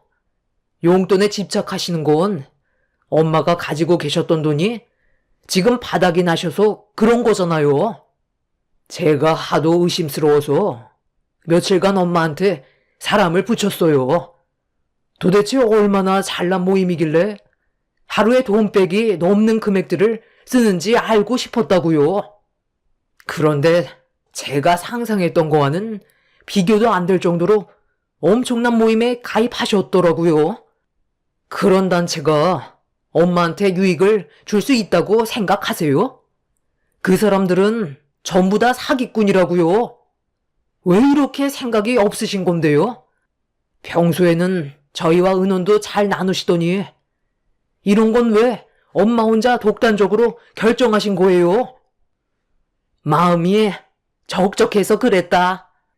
항상 무언가 외로웠었는데 어느 날 어느 한 노인이 나한테 접근을 하길래 대화를 나누다가 같이 가보게 된 거였지만 나도 처음에는 노인의 말에 별로 마음이 내키지 않았었어. 그런데 산속에 있는 그 사람들이 하나같이 나를 웃으면서 반겨주고 진심으로 다가와 주는데 그동안 공허했던 내 마음이 꽉 채워지는 것 같은 기분이더라고. 나를 그곳으로 안내해준 노인은 내가 가진 모든 걸 그 단체에 기부하면 더 많은 행복을 누릴 수 있을 거라 했었다. 그래서 처음에는 적은 금액으로 시작했었지만 더 많은 행복과 그 사람들의 관심을 받기 위해 돈을 더 많이 내다 보니 어느새 내가 가지고 있던 재산은 그 단체에 전부 바친 상황이었어. 하루도 빠짐없이 돈을 넣었었는데 막상 돈이 없는 상태가 되자 사람들이 나를 대하는 행동들 하나하나가 소홀한 것 같고 내가 그 무리에서 소외되는 느낌을 받았었다. 나는 그 사람들 사이에 소속이 되고 싶었어. 내 마음을 채워줄 수 있는 곳은 그곳밖에 없는데 그 사람들이 나한테서 등 돌리는 걸 원하지 않았었다. 그래서 며느리 너한테 50만 원을 달라고 했던 거고 다시 단체로 들어가 그 50만 원을 기부했지만 평소에 넣었던 금액보다 적어서 그랬는지 내가 느끼는 행복감은 현저하게 떨어졌었어. 그래서 100만 원을 달라고 했던 거다. 너는 지금 엄마의 행복을 앗아간 거라고. 엄마, 그곳은 사기 집단이라고요. 너무 맹신하면 안 된다는 거 몰라요? 한 번 빠지면 쉽게 나을 수 없는 곳이라고요. 이제 제발 그만하세요. 저한테 한마디 상의도 없이 집까지 처분했다면서요? 남의 행복을 갉아먹는 그곳에서 도대체 뭘 원하시는 건데요? 엄마한테 조금 잘해주고 관심 가져주는 거 전부 다 돈을 뜯기 위해 계획된 거라는 거 몰라요? 이상한 단체에 빠지지 말고 정상적인 모임을 알아보라고 했었잖아요. 경찰에 신고했지만 이미 그 사람들은 흔적도 없이 잠적해 버렸다고요. 이제 제발 정신 좀 차리세요.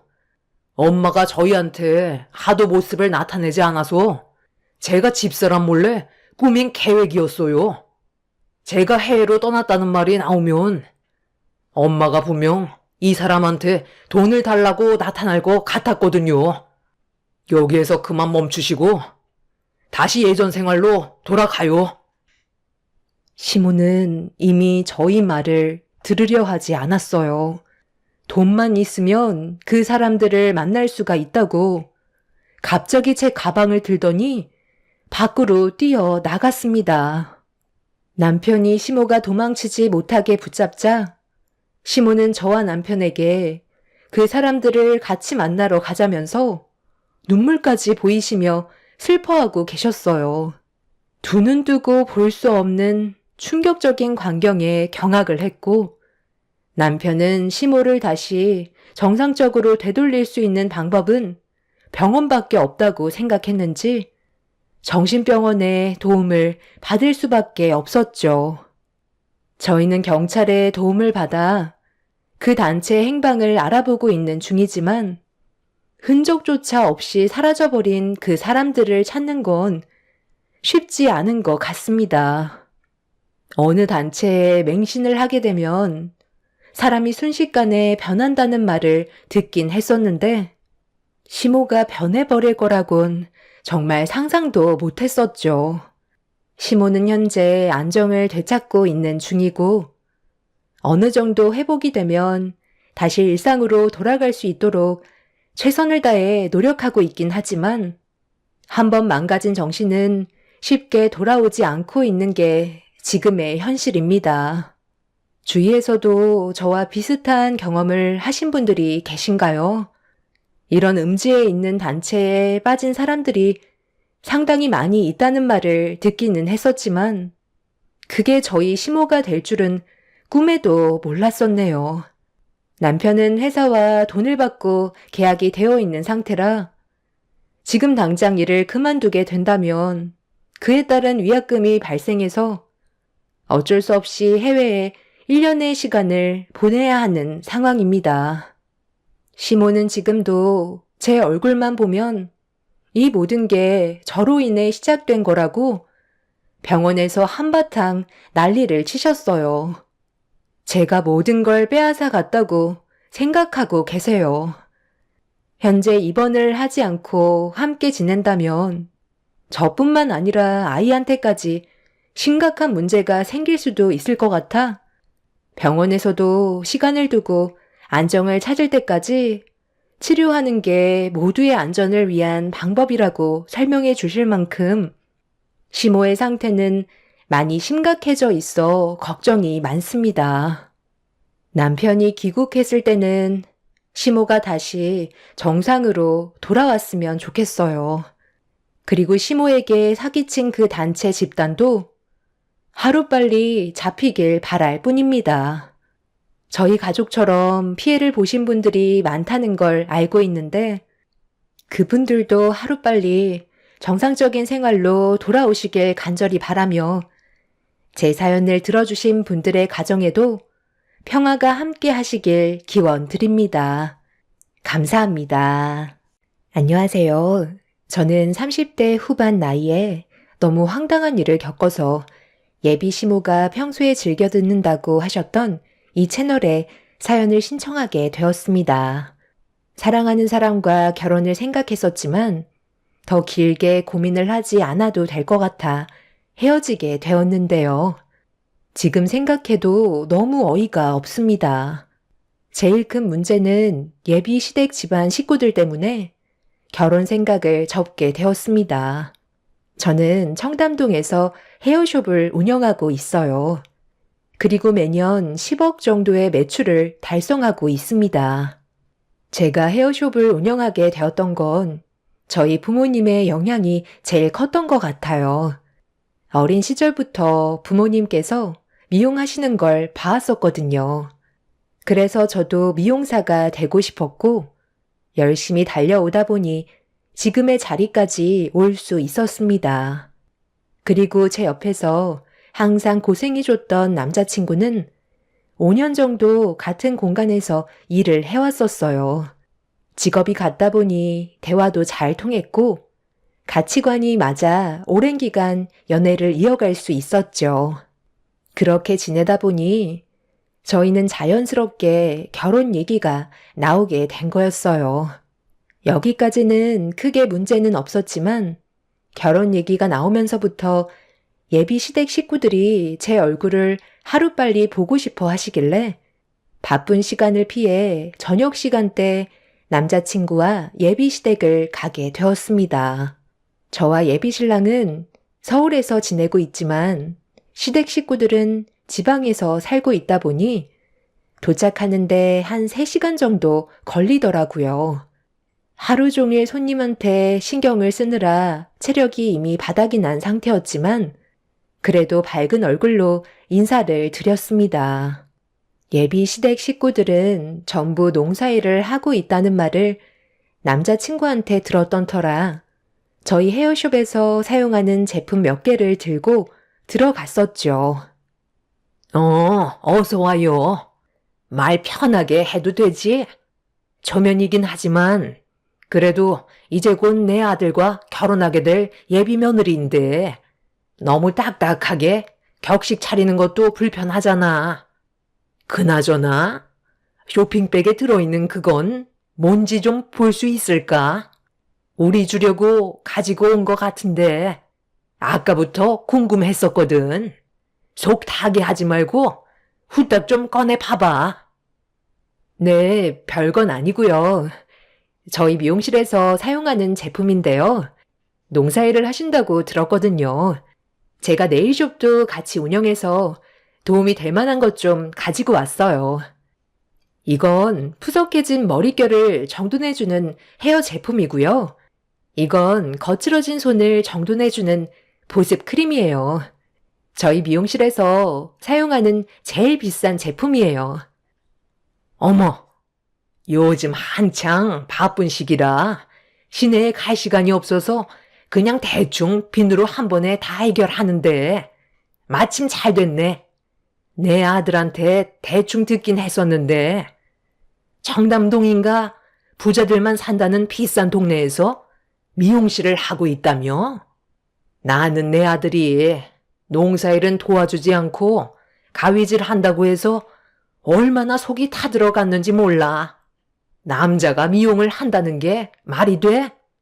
보다시피 우리 가족은 농사꾼 집안이라 하나 있는 아들이 미용한다니까 속이 안 뒤집어지겠어?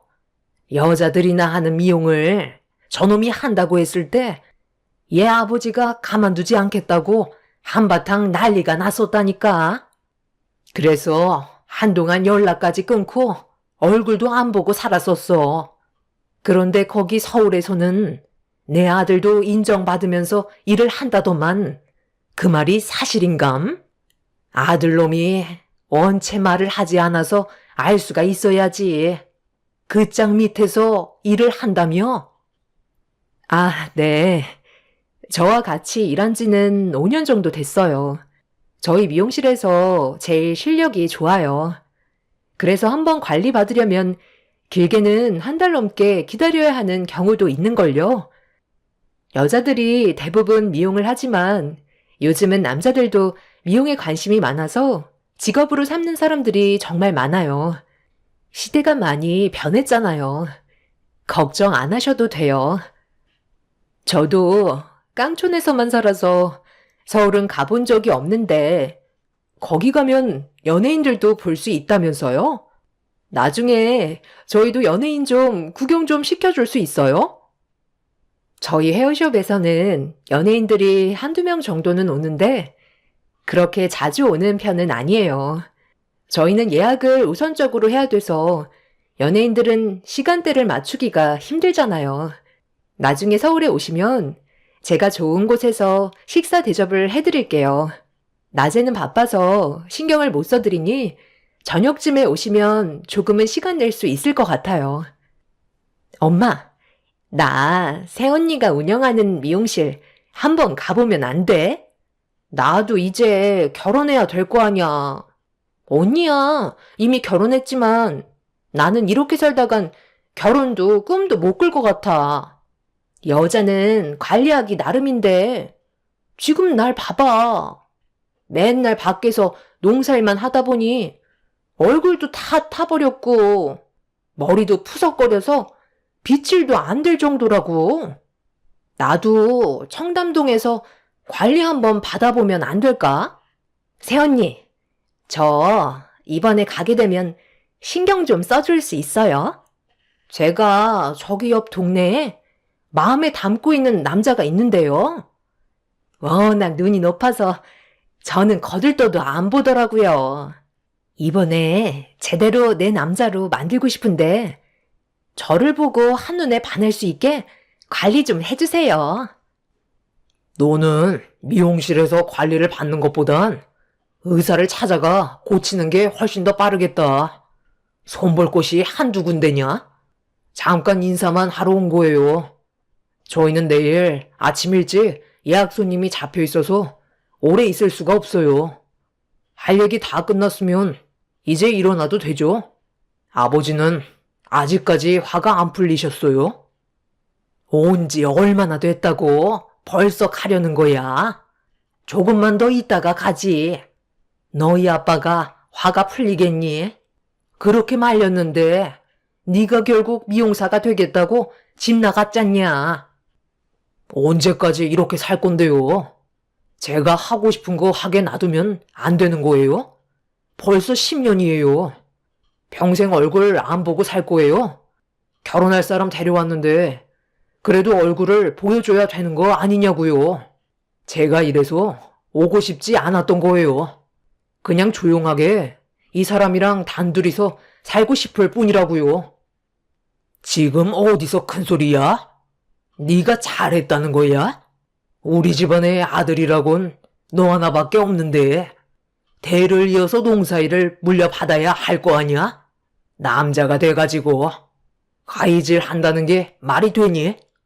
계집들이나 하는 미용을 왜 남자가 하는 건데? 내가 가지고 있는 이 땅들 전부 물려받을 생각이 없는 거냐? 저는 관심 없으니까 그냥 매형한테 주세요. 제가 언제 그런 거 받겠다고 했어요? 이 사람한테 이런 모습 보여주고 싶지 않아서 오지 않겠다고 했던 거예요. 예비 시부는 남자친구가 미용을 한다는 걸 심하게 반대했었다고 몇 번 들은 적이 있었어요. 그런데 부자지간 서로 얼굴을 안 보고 지낸 지 10년이나 됐다는 말에 좀 충격을 받았었죠. 서로의 입장 차이가 어느 정도 있겠지만 10년의 세월을 등지고 살았다는 건 저로서도 많이 놀란 상태였었죠. 남자친구는 시댁 집안 식구들의 얘기를 잘 안 했었어요. 자기가 열심히 살아도 인정해주지 않는다는 거에 많이 서운하게 생각했던 것 같아 식구들을 창피해하고 있었습니다.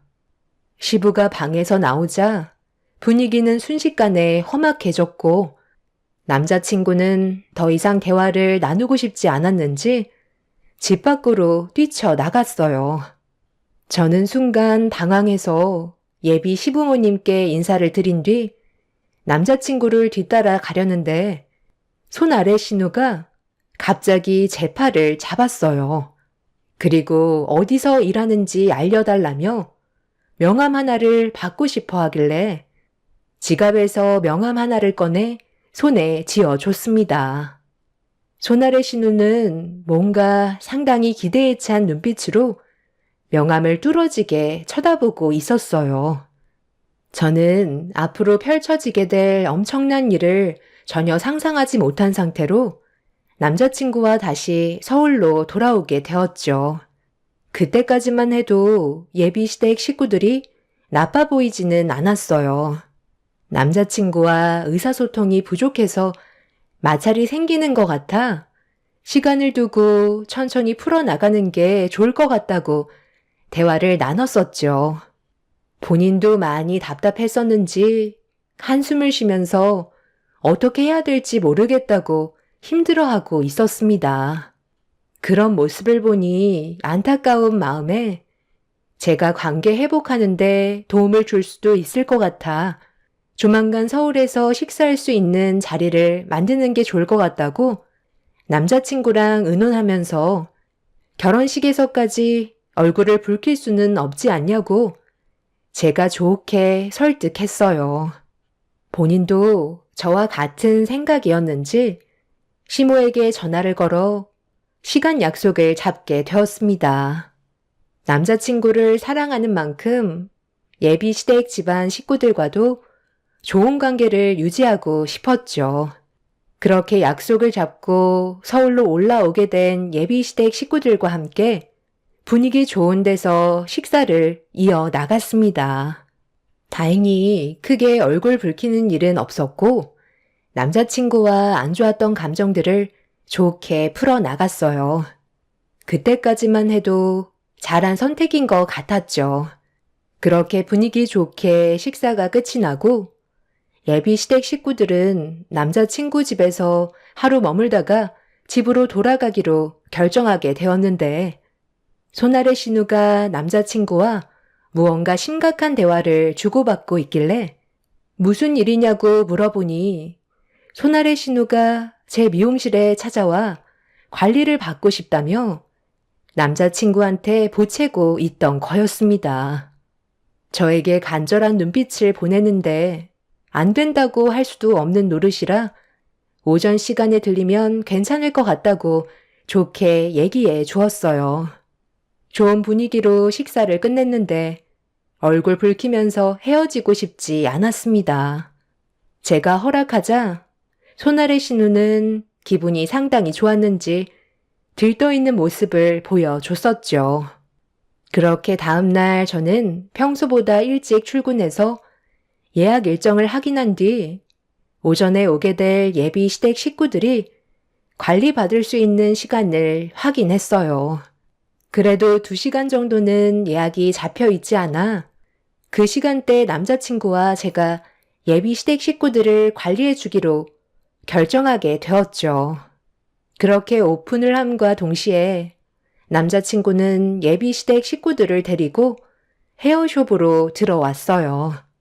동네 미용실보다 훨씬 큰 규모라서 많이 놀랐는지 눈이 휘둥그레져서는 여기저기 구경하며 난리도 아니었습니다. 그렇게 남자친구와 저는 시댁 식구들의 후석해진 머리를 서둘러 관리를 해준 뒤 다음 예약 시간에 방해가 되지 않게 정신없이 움직였죠. 그런데 손아래 신우가 기다리는 손님들을 위해 서비스 차원에서 준비한 네일숍을 보더니 자기도 관리 좀 받고 싶다고 하길래 막 출근한 직원분께 도움을 요청했어요. 뒤이어 손이 신우와 시모도 네일을 받으셨죠. 시부는 농사일하면 어차피 손이 더러워지는데 뭐하러 하냐고 한심한 눈빛으로 바라보셨습니다. 예비 시부는 커트도 받지 않으시고 빨리 가자고 재촉만 하셨어요. 당신 아들한테 커트하는 건 뭔가 느낌이 이상하다고 생각하신 것 같아 보였습니다. 시부는 헤어숍에 손님이 몰려들기 시작하자 많이 불편하셨는지 목소리가 점점 높아지셨습니다. 눈치를 보게 된 시모와 신우들은 헤어숍에 더 있고 싶어하는 눈치였지만 시부의 언성에 어쩔 수 없이 자리에서 일어났고 그렇게 시댁 식구들은 나중에 또 오겠다는 말을 남긴 채 돌아가게 되었습니다. 평소 손님 관리하는 것보다 신경을 많이 써서 그런지 한 번에 기가 빠져나간 느낌이었어요. 농사일도 바쁘니 한동안 얼굴 볼 일 없을 거라 생각했었죠. 그런데 그건 제 착각이었다는 걸 알 수 있었습니다. 며칠 뒤 예약 손님으로 정신없는 시간을 보내고 있을 때 헤어숍 문 앞에서 상당히 시끄러운 목소리가 들려왔어요. 어머, 여긴 어쩐 일이세요? 오신다는 연락도 없으셨잖아요. 근처에 잠깐 볼 일이 있으셔서 오신 거예요? 기용 씨는 잠깐 외출해서 자리에 없거든요. 아들 얼굴 보러 온 거 아니다. 며칠 전에 관리받고 갔었잖아. 그런데 머릿결도 그렇고 손톱 관리도 받으니까 너무 좋더라고. 이래서 비싼 돈 주고 이런 곳에 와서 관리 받는 건가 싶더라. 내 딸들도 또 오고 싶다고 하길래 데리고 왔는데 조금만 기다리면 시술인가 뭔가 또 받을 수 있는 거지. 일단 손님들이 많은 것 같으니까 저기 쉬는 곳에서 기다리고 있으마. 차례되면 불러주고 먼저 내일부터 받으면 되겠네. 여기까지 오느라 힘들었는데 손님들 기다리는 거 지루해 할까봐 저런 것도 가져다 놓은 거야. 여기서 저녁까지 해결하고 가면 될 것 같네. 저거 다 서비스로 나온 거지? 나도 나이를 먹었지만 마음은 아직까지 처녀 때나 다름없다는 걸 이번에 알았다니까. 이 좋은 걸 왜 이제야 받았는지 모르겠어. 오늘 아주 작정하고 온 거니? 제대로 관리 좀 해주면 좋겠다. 새언니, 저 아예 청담동으로 이사 올까 봐요. 여기 남자들 왜 이렇게 다들 잘생겼어요? 나도 꾸미면 봐줄 만한 얼굴인데 서울 남자 하나 잡아서 결혼할까 봐요. 그럼 새언니, 미용실에 계속 올 수 있잖아요. 저 이번에 파마랑 염색도 좀 하고 싶은데, 아니다. 오늘 할 수 있는 건 전부 다 해주세요. 저희가 예약 손님이 많이 밀려 있어서 그렇게까지 시간을 내어드릴 수는 없어요. 미리 연락을 하시고 오셨으면 오늘은 힘들다고 설명해 드렸을 텐데요. 어머, 손님이 우선인가? 가족이 먼저지. 우리가 여기까지 버스 타고 오는데 얼마나 힘들었는지 알아? 힘들게 온 김에 스트레스 좀 풀고 제대로 대우받고 싶다는데 그냥 돌려보낼 건 아니지? 아니면 아예 예약 다 끝나고 마감 시간대 우리 해주면 되겠네. 그때까지 여기서 푹 쉬고 있으면 되잖아. 그래, 그러면 되겠네. 우리 신경 쓰지 말고 일단 예약 손님들부터 빨리 끝내라.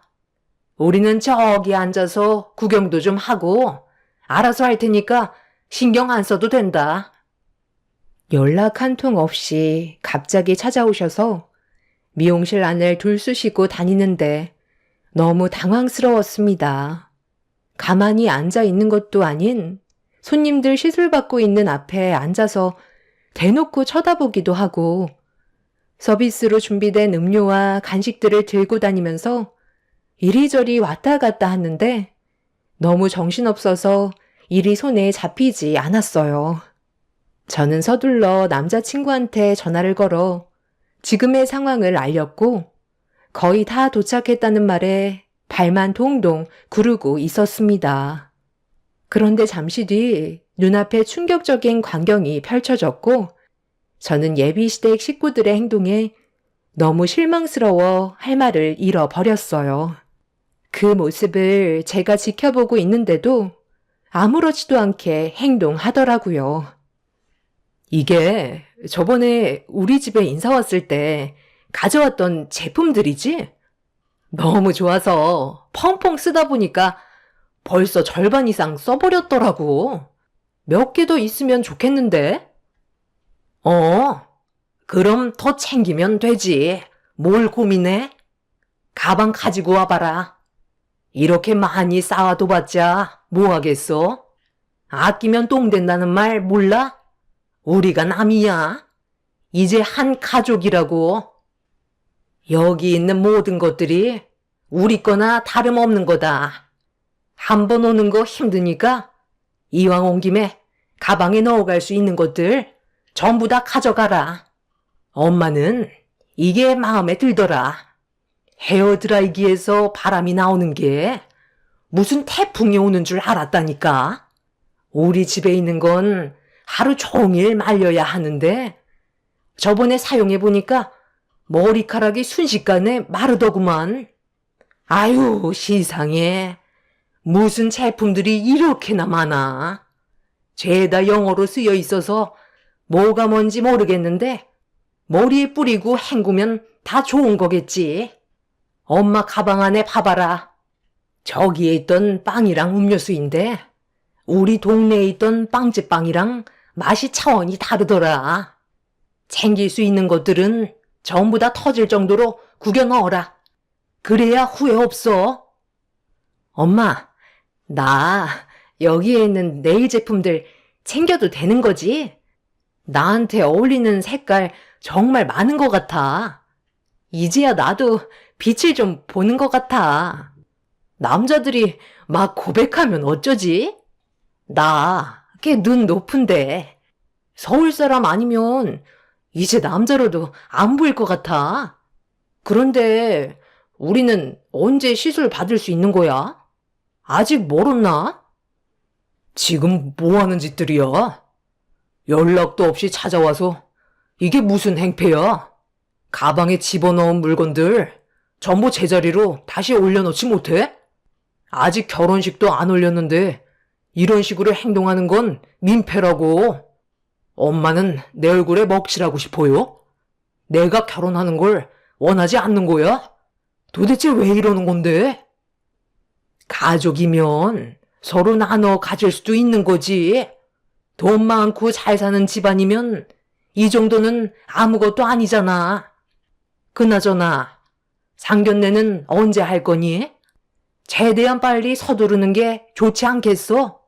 엄마 생각에는 7월쯤에 후딱 해치우는 게 좋을 것 같은데 빠르면 빠를수록 좋잖아. 아이고, 죄송합니다. 아유, 세상에. 먹던 음료수를 머리에 쏟아 뿌렸네. 시모는 빵과 음료수를 먹으면서 남자친구와 대화를 하다가 저희 쪽으로 걸어오려는 순간 발을 헛디뎌 균형을 잡지 못하고 비틀거리셨어요.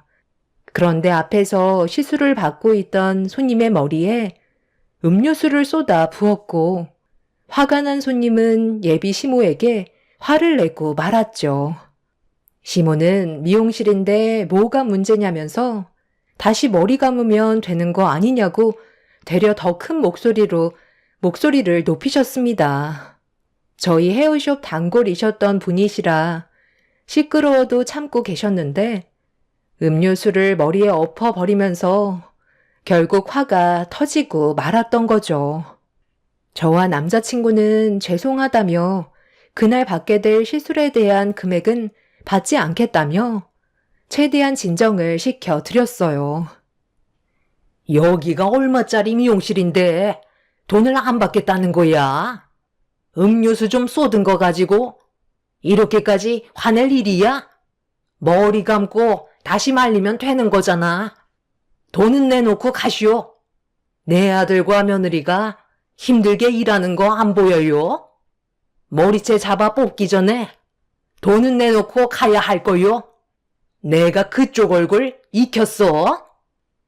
제 머리에 음료수 쏟으셨으면 먼저 사과부터 하셔야 되는 거 아니에요? 오늘 얼마나 중요한 약속이 있는데요. 옷까지 전부 물들어 버렸잖아요. 이 옷이 얼마짜리인 줄 알아요? 걸치고 있는 재킷만 500만 원이 넘는 거라고요. 원장님, 저 오늘 일은 절대 그냥 넘어가지 못할 것 같아요. 먼저 가볼게요. 아, 정말 죄송합니다. 제가 전부 다 변상해 드릴 테니 일단 화부터 가라앉히세요. 세영 씨, 손님 저쪽으로 모시고 가서 다시 관리해 드리고 재킷은 서둘러 세탁소에 맡기세요. 엄마, 이제 잘이 났다. 우리가 앉으면 될 것 같아. 세언니, 저 먼저 앉을게요. 조만간 소개팅 한번 할 거거든요. 신경 좀 팍팍 써주세요. 아래 신우는 사태 파악을 못했고 해맑은 얼굴로 자리에 앉았어요. 살면서 이런 경우는 처음이라 너무 당황스러워 예비시댁 사람들을 멍하니 바라볼 수밖에 없었습니다. 남자친구도 난처했는지 제 눈치를 보면서 당장 나가라고 소리쳤지만 전혀 미동조차 없었어요. 지금의 사태를 최대한 빨리 가라앉힐 방법은 예비시댁 식구들을 최대한 좋게 해서 내보내는 게 좋을 것 같았습니다. 그래서 직원분들께 일단 최대한 맞춰 원하는 대로 해주라고 했어요. 남자친구는 그렇게까지 안 해도 된다고 했지만 예비시댁 집안 사람들의 성격을 봤을 때 그냥 나가라고 하면 순순히 말을 따를 것 같지도 않았습니다. 5년 동안 저와 함께한 남자친구를 봐서 저는 폭발할 것만 같았던 감정을 억누르고 있었어요. 그렇게 온갖 비싼 것들만 골라서 몇 시간에 걸쳐서 시술을 받은 예비시댁 식구들은 마음에 들었는지 흡족해하는 얼굴로 자리에서 일어났어요. 원하는 걸 얻은 그 사람들은 볼 일이 다 끝났는지 짐을 챙기기 시작하는데 남자친구가 앞을 가로막았습니다. 어디 가시려고요? 이용을 하셨으면 돈을 내셔야죠. 설마 그냥 가시려는 거예요? 손님께서 결제하실 금액은 세 분 해서 총 450만 원입니다. 할부로 하시면 6개월까지 무이자가 되거든요. 아니면 일시불로 하시겠어요? 그리고 손님들 제품까지 전부 다 포함하면 총 600만 원 결제해 주셔야 할 것 같은데요. 세상에 공짜는 없거든요. 지금 당장 결제를 해주시지 않으면 경찰에 신고하겠습니다. 원장님, 아무래도 경찰에 신고를 해야 될 것 같은데요. 뭐라고? 아들, 지금 나를 손님 취급하는 거니? 고장 몇 푼 가지고 돈 받으려는 건 아니지? 얘 새아가, 내 아들이 뭘 잘못 먹었는지 이상한 말을 계속 하는데 예비 며느리 너도 내가 돈을 지불했으면 좋겠다고 생각하는 거야? 우리는 이제 가족이 될 사이인데 이런 걸로 서로 얼굴 붉혀야 되겠어? 우리 이제 그만 가봐도 되지? 당연히 그렇게 해도 되는 거지. 우리가 남이야? 앞으로 평생 얼굴 볼 사이가 될 텐데 얼마 되지도 않는 돈 가지고 감정 상하게 하겠어? 새언니, 나 며칠 뒤에 또 와도 되는 거죠? 여기 너무 마음에 든다. 그냥 나 여기서 살까? 엄마, 나 봐봐. 이게 뭔 줄 알아? 100만 원이나 하는 무지개 옴브레 머리래. 나 이제 농사일 때려치우고 청담동에서 살고 싶은데 여기 집 좀 알아봐주면 안 될까? 오늘 나한테 전화번호 물어볼 남자들 꽤 될 것 같지? 오빠, 나 괜찮은 것 같아? 기웅 씨 말처럼 시술 받으신 금액에 대해서는 결제를 해 주셔야 되세요. 저번에는 간단하게 해드린 거라 돈을 받지 않았지만 이번만큼은 돈을 주셔야 저희 직원들 월급도 주고 미용실 관리를 할 수가 있어요. 고생한 만큼의 대가는 있어야 되는 건 당연하다고 생각해요. 그리고 가방에 넣으신 제품들은 다시 제자리로 돌려놔 주셨으면 좋겠어요. 한두 푼 하는 제품도 아닌데 그렇게 많이 가져가시면 운영하는데도 차질이 생기거든요. 제품을 꼭 가져가시겠다고 하시면 돈을 지불하시면 되는 거고요. 아무리 가족이 된다 해도 기본적인 건 지켜주셨으면 좋겠어요. 그래야 서로 웃으면서 좋은 관계 유지할 수 있지 않을까요? 뭐라고? 그러니까 지금 시애미인 나한테 감히 돈을 달라는 거야?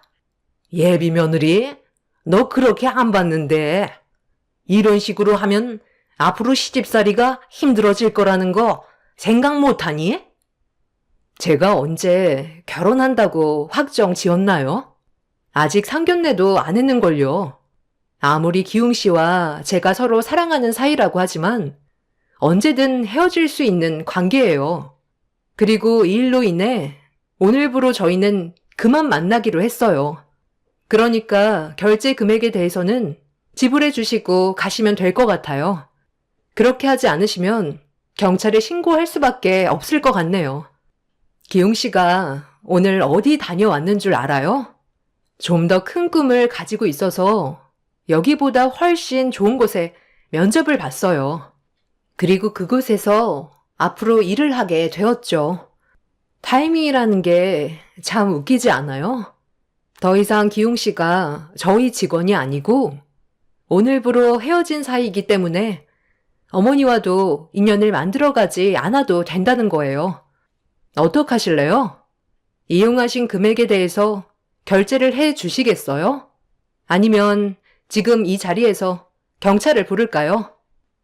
어머, 새언니, 정말 너무한 거 아니에요? 그럴 거면 처음부터 돈을 줘야 한다고 얘기를 했어야죠. 그냥 해줄 것처럼 했으면서 갑자기 돈을 달라면 저희가 그 많은 돈을 어떻게 준비해요? 그리고 우리 오빠랑 잘 지내고 있었잖아요. 그냥 하는 얘기인 거죠? 저희가 너무 받아먹기만 하려고 해서 그런 거예요? 사람이 왜 이렇게 속이 좁아요? 그동안 많이 벌었으면 이 정도는 해줄 수도 있는 거지. 하여간 있는 사람들이 더하다니까. 엄마, 빨리 결제해주고 그냥 가자. 내가 무료 봉사하는 핫바지로 보여요? 다음 손님들도 받아야 하니까 당장 시술비 450만 원 결제해주고 다음부터는 동네 미장원이나 알아보세요. 아유, 그러지 말고 오늘만 좋게 넘어가면 안 될까? 다음부터는 오지 않을 테니까 그냥 무상으로 해주면 안 되는 거야? 내가 카드가 어디 있겠어? 여기 올 차비만 가지고 왔지. 아들한테 용돈 받아서 내려갈 생각에 아무것도 안 가지고 왔어. 그리고 기웅 아버지가 이 사실을 알기라도 한다면 우리는 뼈도 못 추려. 그러니까 내 아들을 봐서라도 딱 한 번만 눈 감아주면 안 되겠니? 잘 나가다가 갑자기 왜 이렇게 된 거지? 우리는 잘못했다고 생각한 적이 없는데. 결국 남자친구가 이 문제를 예비 시부에게 알리자 전화를 바꿔달라며 난리를 치게 되었고 시모와 신우들은 벌벌 떨면서 시부의 목소리에 무서워하고 있었습니다. 시모는 저와 남자친구가 결혼하기를 원했지만 이미 어느 정도 정리가 되어버린 상태였죠. 결혼 생각을 가지고는 있었지만 남자친구는 좀 더 미용 일에 집중을 하고 싶다는 고민을 털어놨었어요. 자신의 꿈을 더 펼치고 싶어 하고 있었죠. 이런 상황에서 제가 남자친구와 결혼을 한다면 시댁 집안과 이런 마찰이 계속 생길 거고 앞날의 지장을 받게 될 것 같아 서로가 갈 길을 선택하기로 결정을 하게 되었습니다. 그래서 남자친구는 면접을 보고 돌아오는 길이었고 저희는 천천히 마음의 정리를 하고 있었는데 예비 시모가 확실하게 마음을 잡을 수 있게 행동을 보여주게 된 거였어요. 예비 시부가 가만두지 않겠다는 말에 예비 손이 신우가 어쩔 수 없다는 듯 포기한 얼굴로 지갑에서 카드를 꺼냈습니다. 그렇게 450만 원을 결제하자 갑자기 폭풍 눈물을 흘리더라고요. 자기 남편이 이 사실을 알게 되면 뼈도 못 추린다면서 집으로 돌아가길 두려워하고 있었어요. 그렇게 한바탕 난리가 나고 그 사람들은 다시 집으로 돌아가게 되었죠. 남자친구였던 그 남자는 저에게 미안하다면서 고개를 떨구었지만 이건 남자친구의 문제가 아니었어요. 그 집안 사람들의 태도가 문제였던 거죠. 저희는 각자 갈 길을 가는 거고 남자친구가 좀 더 잘 되길 바랄 뿐입니다. 그렇게 어수선했던 날들이 지나가고 몇 달의 시간이 지났는데 예비 시모였던 분이 저희 미용실에 찾아왔어요. 그런데 상당히 안 좋은 얼굴로 들어오시길래 무슨 일인지 여쭤보니 남자친구를 찾고 있었습니다. 이유를 물어보자 첫째 딸이 둘째 아들은 농사일에 관심도 없는데 그만 땅을 자기 남편한테 넘겨달라고 한바탕 난리를 쳤었나 봐요. 농사일을 더 이상 운영할 체력이 남아있지 않았던 아버님은 결국 땅을 사위한테 넘겨주게 되었는데 여기에서 문제가 생겼던 거죠. 첫째 딸과 결혼하고 언제나 한결같았던 모습을 보여주던 사위에게 믿음을 가지고 있던 아버님이 땅을 넘겨주는 순간 가족들 몰래 땅을 전부 헐값에 처분했고 그 돈을 들고 잠적해버린 상태였어요. 경찰에 신고하고 한바탕 난리가 났었던 상황 속에 둘째 아들한테 전화를 했지만 이미 핸드폰 번호를 바꾼 상태였죠. 저도 전화를 받지 않자 직접 찾아오신 거였고 그 사람의 연락처를 저에게 직접 물어보셨어요. 그리고 어디서 일하는지도 물어보셨죠. 하지만 저는 아무런 대답도 해주지 않았습니다. 제가 그 사람의 연락처와 이사간 곳이 어디인지 알려준다면 그 사람의 앞날을 막는 거기 때문에 끝까지 알려주지 않았었죠. 제가 알고 있는데도 입 밖으로 꺼내지 않자 예비 시모였던 분은 한바탕 난리를 치시다가 경찰의 제재를 받아 집으로 돌아가게 되었어요. 그날 이후 나중에 제가 그 사람한테 따로 집안 사정에 대해 알려주었지만 그 사람은 더 이상 집안 사람들과 엮이고 싶지 않다는 말을 꺼냈어요. 아예 인연을 끊어버린 거였죠. 살면서 이런 경험을 해본 적이 처음이라 많이 당황스럽기만 합니다. 2번 다시는 엮이고 싶지 않네요. 결혼을 했다면 앞으로의 제 삶이 어떻게 됐을지 상상만 해도 소름이 돋습니다. 이래서 배우자만 보는 게 아닌 집안 사람들까지 전부 다 봐야 한다는 말이 나오는 것 같아요. 인생 경험했다 생각하고 앞으로 더욱더 열심히 살아가야 되겠어요. 제 사연 들어주신 분들도 오늘 하루 힘내시고 하시는 일이 무엇이든 잘 해결되시길 바랍니다. 감사합니다.